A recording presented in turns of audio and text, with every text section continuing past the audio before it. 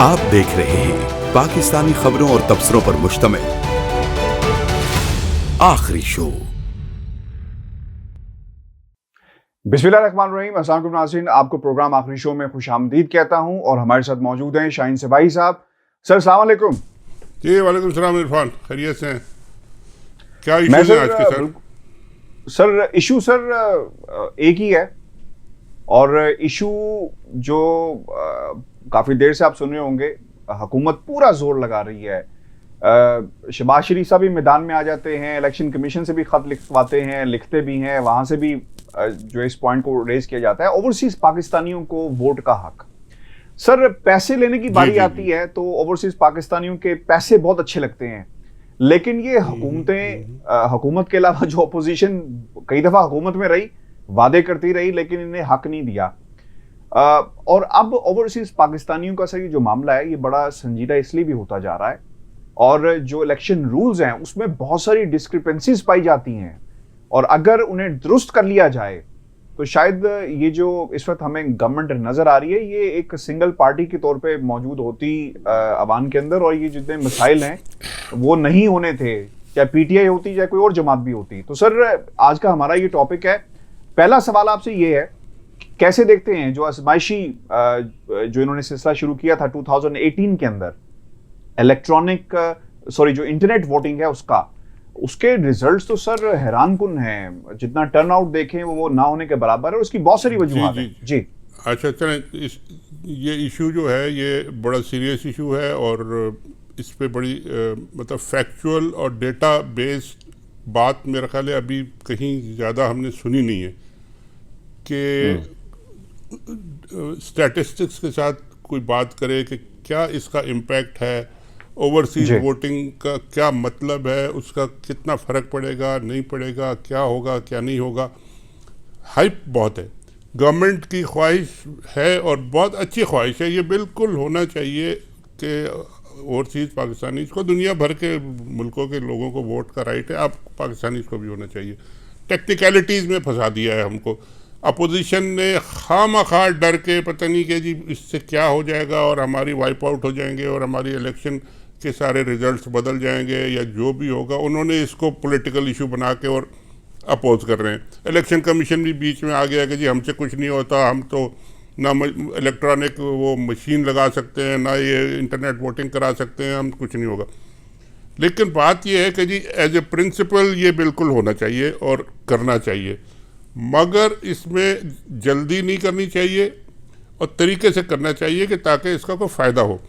अब तक जो हमारे सामने स्टैटिस्टिक्स मौजूद हैं और जो फैक्ट्स मौजूद हैं उनको ज़रा आप गौर करके देख लें। एक स्टडी हुई थी इलेक्शन कमीशन में, एक उन्होंने कुछ 2-3 साल पहले 2018 में शायद या एक इलेक्ट्रॉनिक इंटरनेट वोटिंग कराई थी।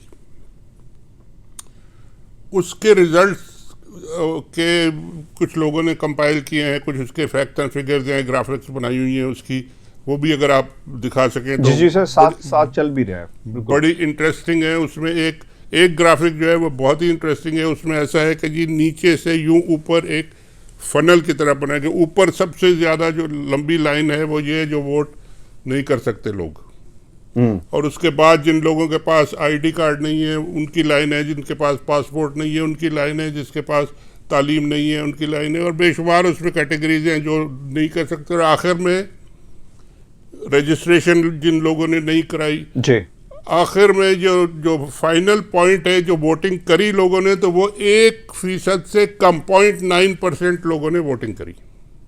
टोटल वोटिंग जो करी बाहर से एक कॉन्स्टिट्यूंसी 0.9, बिल्कुल जो टर्नआउट रहा सर। टर्नआउट यानी टर्नआउट का मतलब है कि 0.1% से लेस। अब उसमें कितने वोट किसको दिए, कितने के क्या उसका फर्क पड़ेगा क्या नहीं पड़ेगा, ये एक बात की बात है। लेकिन ये जो मॉडल जो है, ये फनल मॉडल जो है, ये आप अगर पूरे पाकिस्तानी जो ओवरसीज हैं उनके ऊपर आप प्रोजेक्ट करें और बिल्कुल मतलब है कि एक सही तरीके से आप कर सकते हैं ये, क्योंकि इसमें कोई आपकी सर अगर इजाजत हो तो मैं ये साथ पढ़ भी दूं ताकि ग्राफिक्स भी चल रहे हैं और लोगों को पता भी चल जाए है क्या।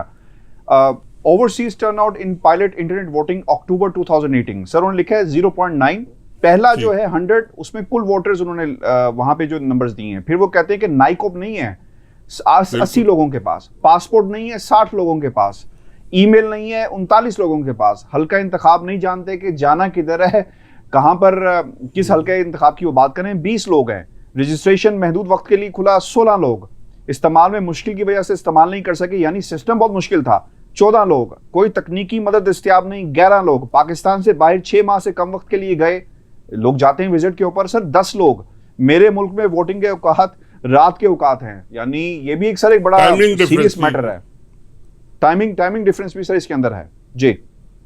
अच्छा नहीं देखिए, ये तो एक जो उन्होंने स्टडी की थी और उस पे उसके रिजल्ट ही आए, ये बिल्कुल सही है, ये हर जगह पे एप्लीकेबल होगा, ये मतलब है कि एक कॉन्स्टिट्यूंसी नहीं, ये पूरे दुनिया में जो पाकिस्तानी है उन पे होगा। लेकिन अगर आप देखें उसका स्टैट्स देखेंगे है कितने पाकिस्तानी और उसमें से कितने एलिजिबल वोटर्स हैं, आपका जो पूरी वोटिंग लिस्ट जो है या वोटर टर्नआउट जो पूरा का पूरा है वो कितना है।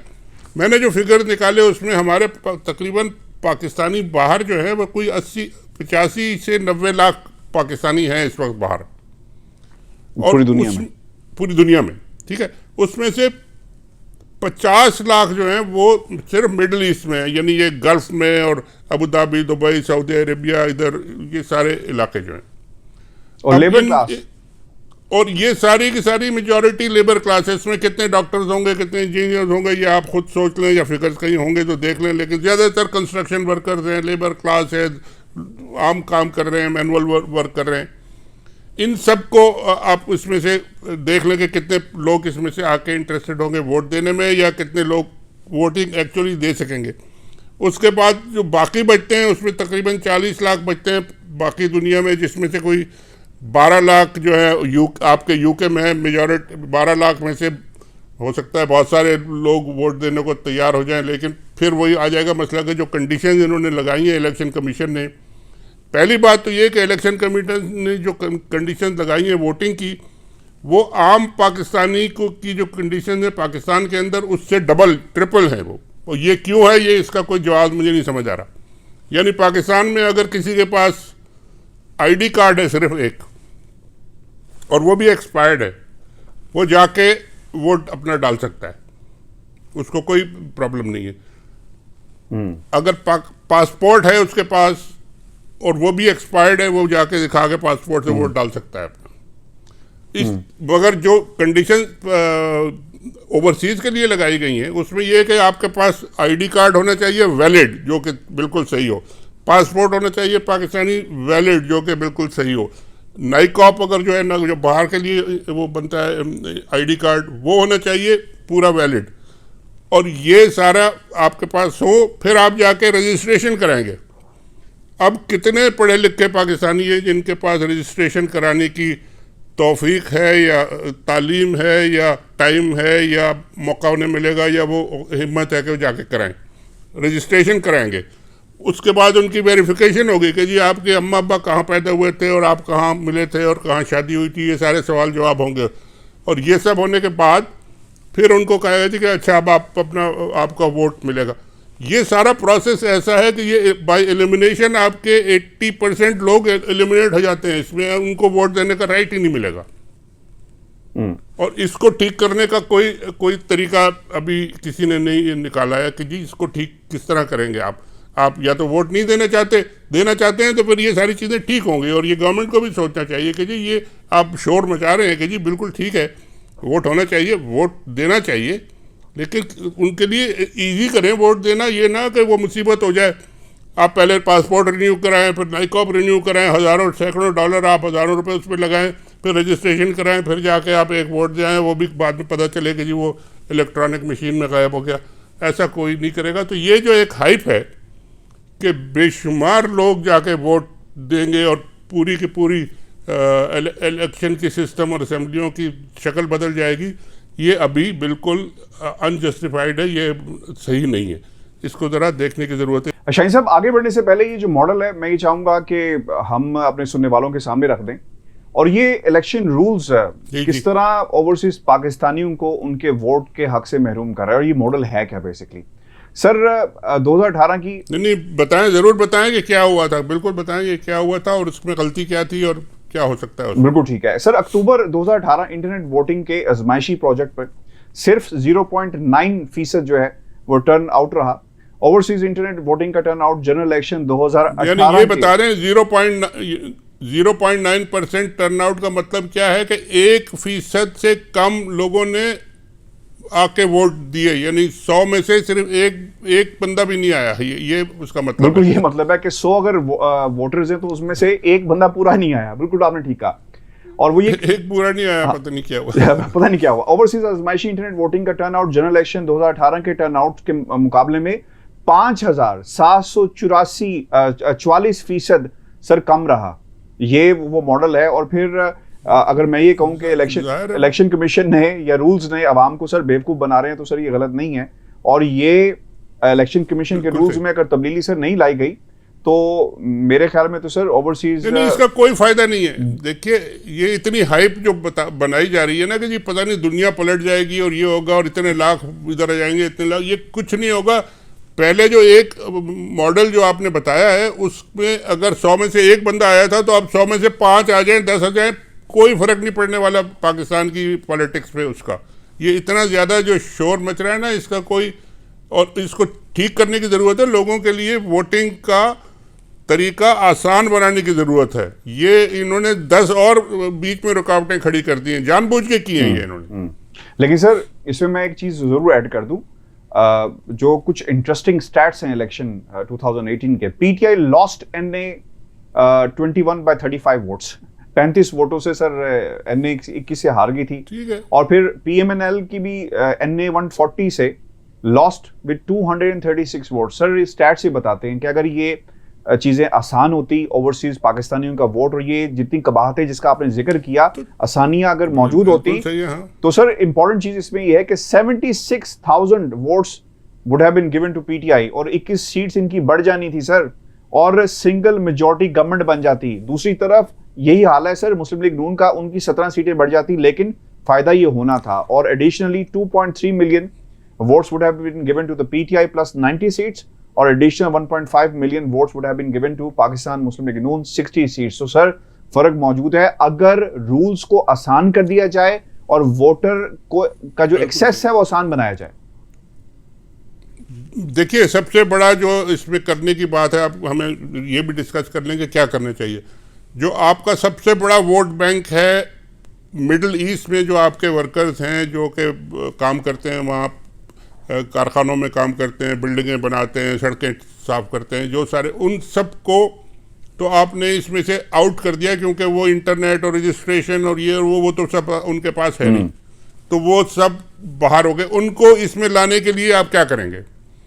उनको या तो ये कि इलेक्शन कमीशन जाके एक जगह पे अनाउंस करे पूरी कि जी यहाँ एक हम पंडाल लगा रहे हैं, जो भी आ जाए अपना पासपोर्ट लेके हम उसको वोट देने का कोई सिस्टम बनाते हैं कि आके वोट दे दे, या करें इस तरह का कोई इंतज़ाम कि ये सारी रुकावटें हटाएं कि जी रजिस्ट्रेशन कराएं और इंटरनेट पर जाएं। ये आप वहाँ जाएं, एक इलेक्ट्रॉनिक मशीन आप ला रहे हैं, इलेक्ट्रॉनिक मशीन आप 1-2 ले जाएं वहाँ पे, दुबई ले जाएं, जहाँ भी ले जाएं आप ले जाके उनको रखें और अनाउंस कर दें कि जी जिस लोगों ने वोट डालना है आ जाए यहाँ और आके उसमें अपना बैलेट ले और वोट डाल दे वहीं के वहीं। कुछ इस तरह का काम करेंगे आप, जब तक बड़े पैमाने पे सोच के, तो इनका वोट काउंट होगा, वरना ये सब बाहर ही रहेंगे इस सिस्टम से और इनके वोट जो है ना, आप कहते रहेंगे ओवरसीज पैसे वैसे लेते रहेंगे, लेकिन इनका वोट कभी नहीं आएगा। तो ये आपको सोचना चाहिए। शाहीन साहब एक बात जरूर समझाएं हमारे सुनने वालों को भी और मुझे भी। पाकिस्तान में सर जगह जगह पोलिंग स्टेशंस बन जाते हैं, इसके बावजूद टर्नआउट उस तरह नहीं रहता। अब मैं लंदन में रहता हूं तो यहाँ पे बहुत सारी ऐसी बारोज हैं जहाँ पे पाकिस्तानी ज्यादा हैं, कुछ इंग्लिश बारोज हैं, और अगर आप वेल्स में चले जाएं तो आपको पाकिस्तानी बिल्कुल नजर नहीं आएंगे, और नॉर्थ में चले जाएं तो और भी हालात जो हैं वो खराब हो जाते हैं। अमेरिका के अंदर जहाँ पे आप मौजूद हैं, पाकिस्तानी डायस्पोरा जो है वो मखसूस सिटीज के अंदर मौजूद है, स्टेट्स के अंदर मौजूद है। तो इनको यहाँ पर जब जो हमारे हाई कमीशन के ऑफिस का मामलात हैं, आपने सर रजिस्ट्रेशन अटेस्टेशन करनी हो तो बाकायदा गाड़ियां यहाँ से दूसरे शहरों में जाती हैं, हर जगह पे फैसिलिटीज मौजूद नहीं है। तो सर इसको कैसे कैटर किया जाएगा? मुझे तो लग ये रहा है कि वो लोग जो रोजी रोटी के चक्कर में पड़े हुए हैं वो किस तरह जाकर अपना कौमी फ्रीजा समझकर और वोट डालने जाएंगे। नहीं कर सकते। हाँ बिल्कुल जी।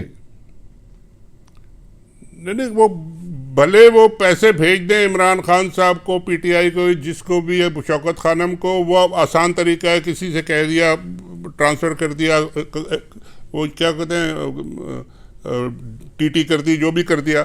लेकिन ये काम मुश्किल है कि जी आप काम छोड़ के आप अपना गाड़ी लेके इतने 100 मील चल के जाकर रजिस्ट्रेशन कराएं, पासपोर्ट कराएं, और ये सब नहीं हो सकता। ये इनको पूरा अरेंजमेंट करना पड़ेगा कि जी जहाँ पे आप अमेरिका की बात कर लें आप, तो 3 बड़े सिटीज़ हैं, डलस और शिकागो और न्यूयॉर्क में तकरीबन 1 लाख के करीब पाकिस्तानी हैं, बाकी जगहों पे 30 से 40 हज़ार पाकिस्तानी हैं, इस तरह डिफरेंट हैं।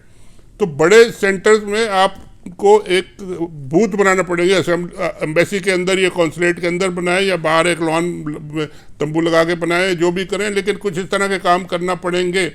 वरना ये अगर खाली आप कहें कि जी जिसके पास कंप्यूटर है वो वोट देगा, तो वो तो फिर आपका वैसे परसेंटेज कितना सर रहेगा। सर तो ये काम इस तरह नहीं होगा, और इस पे कोई इतनी ज्यादा शोर मचाने की और हाइप करने की जरूरत नहीं है। पोस्टल वोट और प्रॉक्सी वोट इस मसले का हल है, क्योंकि 200 साल की तारीख देख ली डेमोक्रेसी की, ऐसा होता रहा है। पोस्टल वोट आज भी बरतानिया में पड़ता है। वो लोग जो नहीं जा सकते सर, वो पोस्टल वोट पे बल्कि पॉलिटिकल पार्टीज कैंपेन करती हैं।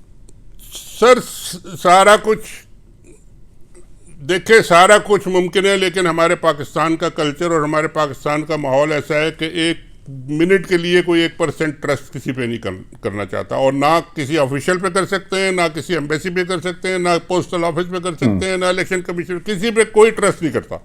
और ये नहीं बदलने वाला, ये कोई जल्दी आप नहीं चेंज कर सकते इस जो आपकी थिंकिंग है। दुनिया भर में पोस्टल बैलेट होता है ना, यहाँ खुद भेजते हैं कि जी आप भेज दें और वो हो जाता है, सब ठीक होता है, क्योंकि वो सिस्टम उनका है और लोग उसको ट्रस्ट करते हैं और वो ठीक होता है। हमारे मुल्क में आप यहाँ पर पोस्टल भेजेंगे, यहाँ पे आप पता चलेगा कि जी एक पोस्टल बैलेट के नाम पे 10 वहाँ पे लेटर पहुँच गए, आप फिर कर लें, क्या करना है उसका। तो वो मेरा ख्याल है अभी नहीं मुमकिन, पहले ये ग्रेजुअली करें आप। पहले ये एक बात क्लियर कर दूं मैं कि ये जो वोटिंग का जो ये हम डिस्कस कर रहे हैं, ये सिर्फ ओवरसीज़ वोटिंग का राइट है। जो वो पाकिस्तान में जो डिस्कस कर रहे हैं इलेक्ट्रॉनिक वोटिंग मशीन, वो बिल्कुल अलग चीज़ है। वो एक काउंटिंग मशीन है, वो वोटिंग मशीन नहीं है, वो सिर्फ एक काउंटिंग मशीन है, और वो पूरे पाकिस्तान के लिए है। वो करें, वो जिस तरह भी करना है, लेकिन ये अलग इशू है। इसको आप तरीके से सोच समझ के करेंगे तो होगा, वरना ये नहीं होगा। और ये जो बैठे हुए हमारे इमरान खान साहब को भी ये सोचना चाहिए कि इतने ज़्यादा इस पर डिपेंड ना करें कि जी 2023 में ओवरसीज़ पाकिस्तानी जो है ना वो उनकी काया पलट देंगे और वो मेजॉरिटी 2/3 हो जाएगी। इस तरह कुछ नहीं होगा। इस पर ज़रा सोच समझ आराम से बैठ के सोचें कि किस तरह करना है, और सबको मिला के सोचें और सबको साथ लेके चलें। शाहीन साहब, जाते जाते ये ज़रूर कमेंट कर दीजिएगा, इलेक्शन कमीशन ने जो 13 निकात उठाए हैं, क्रिटिसाइज किया है, उन्हें करना चाहिए। और दूसरी बात यह कि अपोजिशन जमातें तो समझ में आता है कि स्टेक होल्डर्स हैं। इलेक्शन कमीशन जो कानून साजी है वो तो सर असेंबली के फ्लोर पे होनी है, और फिर उसकी इम्प्लीमेंटेशन जो है वो इलेक्शन कमीशन ने करवा देनी है। This is what we believe, और यही होना चाहिए। तो इलेक्शन कमीशन क्यों खत लिख रहा है और अपने आप को जानबूझ के पार्टी बना रहा है? ये इश्यूज खड़े हुए हैं। इलेक्शन कमीशन के खत पे क्रिटिसिज्म भी आया, गवर्नमेंट वालों ने भी कहा है और कुछ लॉयर्स ने भी कहा है ये बात कि इलेक्शन कमीशन जो है वो कॉन्स्टिट्यूशन को इंटरप्रेट नहीं कर सकता। ये बात कही गई है कि जी आप ये नहीं कह सकते कि फलानी चीज़ कॉन्स्टिट्यूशनल है, फलानी चीज़ नहीं है। आप इलेक्शन कमीशन है, जो लॉ बना के दिया गया है आपने उसको करना है, और यही बिल्कुल सही है। अब उन्होंने लिखा है ये अनकॉन्स्टिट्यूशनल है, तो ये तो अदालत में जाएगा कि वो बताएगी कि ये है या नहीं है। अगर वो कह दें कि जी अनकॉन्स्टिट्यूशनल नहीं है तो इलेक्शन कमीशन को फिर करना पड़ेगा। और इलेक्शन कमीशन खामखा प्रोएक्टिव होकर अपने आप को इन्वॉल्व कर रहा है, ये सही नहीं है। वो अपने दायरे में रहें, हुदूद में रहें और उसी तरह काम करें। कोई जो भी ले जाए सुप्रीम कोर्ट के पास, अगर कोई और ले जाता है ले जाए, और वो उनका वर्डिक्ट आ जाएगा और उस पर आप फैसला करें और उसी पे चलें फिर। और ये मेरा ख्याल है सही पॉइंट है कि इलेक्शन कमीशन को ज़्यादा ओवर एक्टिव नहीं होना चाहिए। एक ओवर एक्टिव ब्लैडर जो होता है ना, वो एक ओवर एक्टिव ब्लैडर जो होता है ना, वो सेहत के लिए अच्छा नहीं होता। इलेक्शन कमीशन को सोचना चाहिए वो अपनी सेहत का खास ख्याल रखें, और जी खास ख्याल रखें। व्यूअर्स, जी हमारा आज का शो था। बड़ी कंप्रीहेंसिवली शाहीन ज़बाई साहब ने जो स्टैट्स पेश किए आपके सामने, और जो इस वक्त बहुत ज़रूरत है ओवरसीज़ पाकिस्तानियों के वोटिंग की। अगर लाना है तो निज़ाम को सही तरीके से लाएं, इफेक्टिव तरीके से लाएं। अगर निज़ाम इफेक्टिव तरीके से पहले नहीं लाया जाएगा, जितनी मर्जी आप कानून साजी कर लें, इसका फायदा नहीं होगा। किसी जमात को नहीं होगा और खुसूसन जमहूरियत को तो बिल्कुल भी नहीं होगा। मुझे और शाहीन साहब को इजाजत दीजिए, अल्लाह ने के बाद।